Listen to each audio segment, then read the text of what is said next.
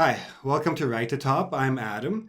In today's video, I want to talk to you about building a usable vocabulary. Now, I haven't been on in a little while. I've moved to a new country recently. I now live in South Korea, in Busan, on the southern coast, and I'm a complete beginner when it comes to the Korean language. I'm now starting to learn. I have a couple of books to teach myself Korean, and the first thing I'm doing is I'm building my vocabulary base. Okay, vocabulary is the most important part of learning a language. Grammar will come second. And I'm learning vocabulary by using English. I'm learning a Korean word with an English word. Why? Because I don't have enough of a base to use Korean words to learn other Korean words. So it got me thinking about those of you preparing for the IELTS or TOEFL or any English exam that you need to show your language ability. And vocabulary is a key part of that, okay? And if you want to get a higher score on these exams, especially in the writing section and the reading section actually, you need to have a very wide range of vocabulary available to you, okay? So how are you going to do that? Well, you have to immerse yourself in your target language, okay? Now, as a beginner, it's okay that I'm using my English with my new language. And that's also good for all of you to a certain point. If you're aiming for a 5.5, a 6, even a 6.5 on the IELTS, for example, then you can still use your native language to help you get there. But once you want to get to the next step, once you want to go to a 7 or a 7.5 or an 8 even, you need to stop using your native language and immerse yourself only in English. To immerse means to surround yourself completely. Okay? So everything you do it in English, 100% English. So read English-only materials, newspapers, magazines, books. Fiction is very good for learning vocabulary, novels, etc. And nonfiction, if you're interested in certain topics, read about them in English. Read essays. On the exam, you're going to be writing essays and you're going to be reading a lot of essays. Get used to this structure and get comfortable reading it and getting a handle on it. Now, a lot of you are going to say that it's boring or that it makes you tired.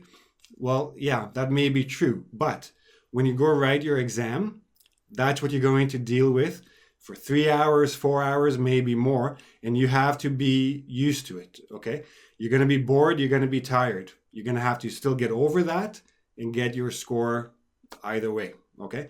Now, one thing I want to mention also, start moving away from textbooks. English textbooks, okay? The ones that are trying to teach you English are actually limiting you, and I'll show you what I mean in a couple of minutes. For listening and also for vocabulary, watch English TV and movies, sitcoms, news shows, documentaries, Hollywood. Make it a variety. You will get different words from different materials, different sources, so it's good to have a whole variety of them and pick out the words that you think will help you or that will help you build your vocabulary base. Lots of English websites. If you have internet is your most valuable resource when it comes to learning a language. There's so much English everywhere that you really don't even need to go to a classroom. You can study all the time, surround yourself with it, okay? Watch news programs, read news articles. Go to sites like TED.com. You can listen to native English speakers giving speeches about all kinds of topics. They have a transcript that you can follow. You can rehearse saying it out loud, record yourself, listen to your intonation, your pace, your flow. But more importantly, pick out the new vocabulary. Watch YouTube videos, look for lessons. But YouTube, be careful about. There's a lot of bad English in there. There's a lot of good English. Make sure you're getting where you're watching the videos that actually help you for the things you need to do. If you want to learn everyday slang and casual street English, lots of videos for that. For those of you taking the IELTS and TOEFL, make sure you're watching good, solid, proper English to help you improve. If you want to go to English forums where you can ask people questions about grammar or vocab, whatever, just be a little bit careful with these. Sometimes the people giving you answers are not native speakers and they might make mistakes as well. Go there, interact, just be a little bit careful where you go. Now, you're collecting all these new vocabulary. A lot of you are just writing it down and you're writing the meaning in your native language. Stop doing this. Do it all in English. English to English. but not just word and meaning. Here's what I want you to start doing. Make it 100% English based. So don't just learn a word with another word. Learn the word, look up the definition in a dictionary, okay? Make sure you get a synonym. So don't learn one word, learn 2, 3, 4 words that mean the same and it can be used in different contexts. It's all about context, okay? Knowing a word, memorizing the meaning of it might not help you in certain contexts. You might use it wrong, or you might not understand it when it's used in a different way. And I'll show you examples of that as well. Try to write explanations, not just the dictionary definition.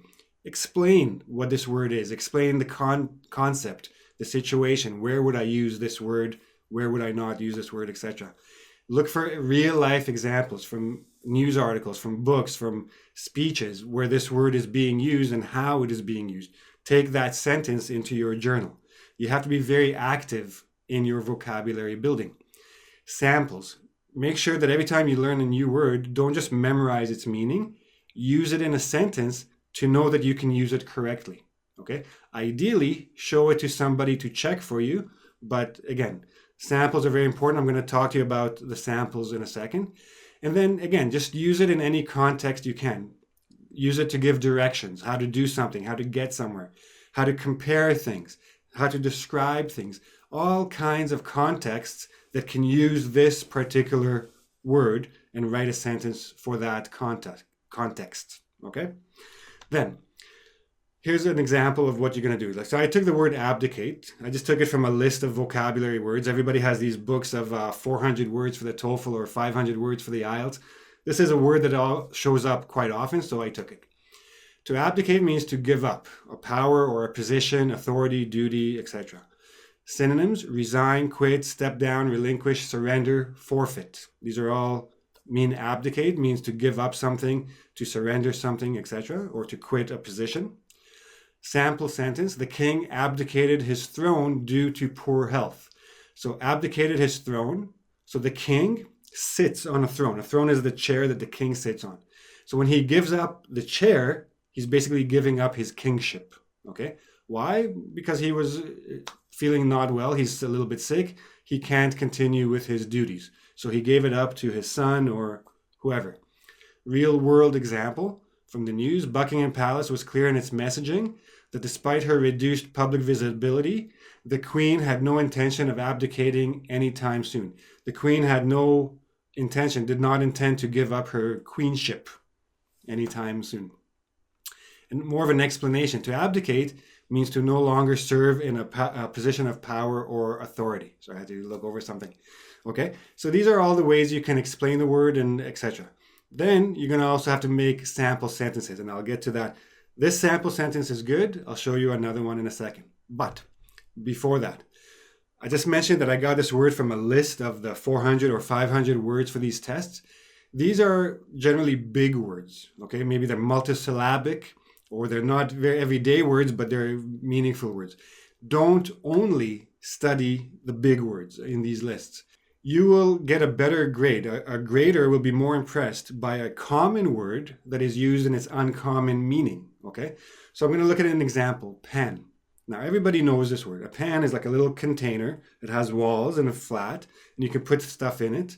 Like you can put water and give to your dog to drink or your cat. You can also, there's a frying pan you use to cook with, okay? Or it could be an amount, so a pan of beans. So this much beans, as many as fit in the pan. Everybody knows this word. Short, 3 letters, 1 syllable, everyday usage, no problem.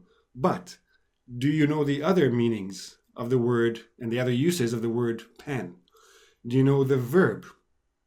So one meaning of the verb pan is to critique or to give a very bad review of something. So people, critics, they go see a movie and they say, oh, they write up about it. It was a terrible movie. The acting was terrible. The script was terrible. The plot made no sense. So they pan it. They give a really bad review of this movie. Verb. Another verb. Think about your smartphone. You have a camera on your phone and you want to capture a large scene. So you move your camera to capture the whole scene. You pan the camera. That's why the picture itself is called a panorama. Okay? It covers all the the whole scene. So to pan, to move the camera. To pan out means to move the camera out and capture the whole scene. But pan out has a different meaning as a phrasal verb. It also means to work out according to plan or to succeed. So if something does not pan out, it didn't happen. It didn't succeed. It didn't work out the way it was supposed to. Okay? And pan can also be a suffix. Pan-American, pantheistic. It means all. So Pan-American means all the Americas, North, Central, South Americas. The Pan-American countries participated in the Pan-American Games, okay? Including all these countries. So this is the word pan, not everyday meanings. So now, what do I mean by make your sample sentences instructive? What I mean is, imagine somebody is learning English and they come across this word. Make your sentences such that this person can read your sentence, and from the context of the sentence, they will understand the word. Now, the king abdicated his throne due to poor health. His poor health probably means he couldn't fulfill his duties as a king, so he had to step down. He had to give up his kingship, okay? That's pretty clear. Here's another one. People who litter and pollute their environment essentially abdicate their responsibilities as good citizens and do not deserve society's help. So people who litter and pollute, they're doing something bad, which means they're not living up to their responsibilities, means they're giving up or they're forfeiting or surrendering their responsibilities. So it might not be exactly the meaning, but it's a good guess of generally what this word abdicate means. And so we shouldn't help them as a society. Let's look at the word pan, okay? Although not all government proposals pan out, whether for financial, social, or logistical reasons, the fact that they made the effort in the first place is sometimes all that is necessary to raise awareness of the situation. So, although not pan out, they made the effort. So, plans don't always work out. All the proposals don't work out. Different reasons, social, financial, logistical. But the fact that they tried, the effort is the most important part. So you can understand more or less what pan out means, not pan out, because of the second part of the sentence and the word although. There's a contrast. The effort is good, even though it didn't actually work out. The proposals didn't work out. They didn't pan out. Despite being universally panned by critics, the movie broke box office records as moviegoers flocked to theaters to see it. So again, you have a contrast. Despite the critics panning it, they made tons of money. They broke box office records, means they sold a lot of tickets. So universally panned by critics. What does a critic do?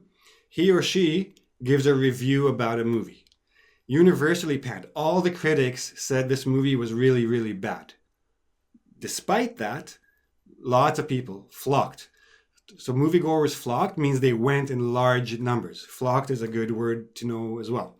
They flocked to theaters. They went in large numbers and the movie made a lot of money. So you can still understand what panned means because critics, that's what they do. They pan or they rave, give a very good review about it. Now, let's look at the textbooks I mentioned before. Now, I don't mean to pick on the Korean students, but this is the book I had available here. The thing you need to understand about textbooks is they're usually going to be very limited in what they give you in terms of vocabulary. So spiral, a snail's shell has a spiral shape. Now, assuming you know what a snail is, this is a good sentence. You can understand this is a spiral. It goes big and then smaller, smaller, smaller, smaller. Now, this is the adjective, good meaning, but spiral can also be a noun. It can also be a verb. To spiral, like the verb, means to increase or decrease very quickly. The noun basically presents the process or a situation. It's a process to somewhere, right? So let's look at a couple of examples. Verb. Some economists believe these changes will cause inflation to spiral out of control. The government wants to change some policy, and some people are worried that the inflation, where the prices start to go up, will spiral out of control. It'll go back too high, too fast. Nobody will be able to control it. To spiral, verb.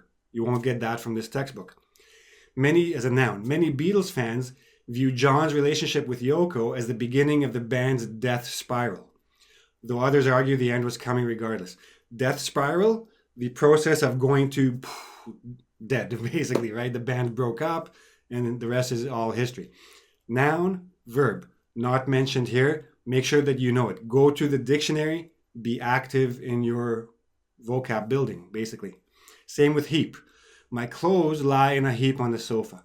Now, heap means like a pile, like something you put on top of something else. You have a little mountain of something. This sentence doesn't actually help you. My clothes lie in a bag on the sofa, lie in a basket on the sofa, lie in a corner on the sofa, right? The word heap, you don't actually understand it just from this sentence. You have to actually read the Korean to understand what it means. They do give you stack and pile, and they do tell you that it's also a verb. To heap means to put on top and create a little mountain. But a better sentence would be, the heap of laundry on my couch reached above my head. So you have laundry on the couch or sofa, whatever. It reached above my head means there's an actual size to it. So you know it's a physical thing. You have a better understanding of the word heap, okay? Now, what they don't tell you here is that heap can also just mean a lot. British people like to use this word quite often. We're in a heap of trouble, means we are in a lot of trouble. But we also use it in other ways. Parents who heap praise on their children every time they do something well will make them egotistical adults. To heap praise, praise means like say good things about, compliments. To heap praise, it's like the idea of putting things on top of themselves and making a little mountain. But praise is just words, just ideas. So it's not like a physical thing. So you can heap praise means you give a lot of praise. So you heap attention on, you give a lot of attention, you heap it to somebody, right? So heap means a lot, not just a physical little mountain. So you have to be careful with textbooks, okay? Another example, and again from the same book actually, I want to focus on this third sentence. Now, the thing you have to be very careful about, sometimes these textbooks, which are usually not necessarily written by native speakers, sometimes they will make mistakes, okay? Whereas if you're reading newspapers, if you're reading other materials in English, they are written by English users for English users. So they have less chance of making mistakes, again, especially if they had a good editor. Let's look at number 3 here. The customers would not want to entrust their life to vehicles. 3 problems here, okay? 2 grammatical, 1 contextual. First of all, let's start with life. You have customers, you have a plural. It should be lives. Customers would not want to entrust their lives. Each customer has his or her own lives to vehicles. That's 1. 2, I wouldn't use the. I have would not want to. Would tells you it's a hypothetical situation. We're not talking about specific customers. We're talking about general customers. So take out the. Customers would not want to entrust their lives to vehicles. So that's the grammar. Now, in terms of the meaning of the word entrust, to entrust means to give your trust to someone, to put yourself in someone else's care. Nobody entrusts their lives to vehicles. When I get into a car, if I'm the driver, I'm in control of the vehicle. The mechanic, I trust him that he fixed the vehicle properly. The dealer who sold it to me took care to sell me a good vehicle. The vehicles are nothing, they're just machines. But I can change this sentence slightly to make this word make more sense. Customers would not want to entrust their lives to self-driving vehicles. Because in this case, you are putting your life in the care of the machine. So you're entrusting your life to the machine, right? That makes more sense than this particular sentence. Be careful about what you see in textbooks, okay? Go to natural, real English materials as much as you possibly can. And the last point, be very active with your vocab building. Okay, I get people asking me many times, what's the difference between this word and this word? What does this word mean? And what are here? Like 4 or 5 different words. What's the difference between all of them? First of all, I'm happy to answer your questions. Don't get me wrong. But before you ask me, do an active search yourself. Get on Google, whatever your search engine is. That is your friend, okay? All you have to do is go to the search engine. In the search box, put use abdicate in a sentence. Define abdicate. Synonyms for abdicate. If you want to find differences between words, raise or versus rise. Raise or rise. If you want to know which preposition to use, put the word in preposition or the word with another preposition. And you will see lots of different websites that will give you answers. Then, if you've done the search and you still are not satisfied with the answer, please, by all means, ask me and I will do my best to give you a better explanation. But first, be active. The more active you are, the quicker your vocabulary will build and the quicker you'll have a usable vocabulary, okay? Here's an example. I put sin, abdicate. This is what you get. You get a definition, you get the usages, you get the synonyms, you get websites that'll give you more information. Thesaurus.com, very useful site. Same site as dictionary.com. It also has an app you can put on your phone. Always have it available. Use it. Learn synonyms. Make sentences. Okay, that's all I have to say. It's very simple. 100% English.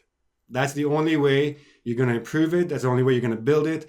That's the only way you're going to get to the 7, 7.5, 8, 95, 100, 110 on TOEFL. Any exam, any English exam you take, you need vocabulary. This is how you're going to do it, okay?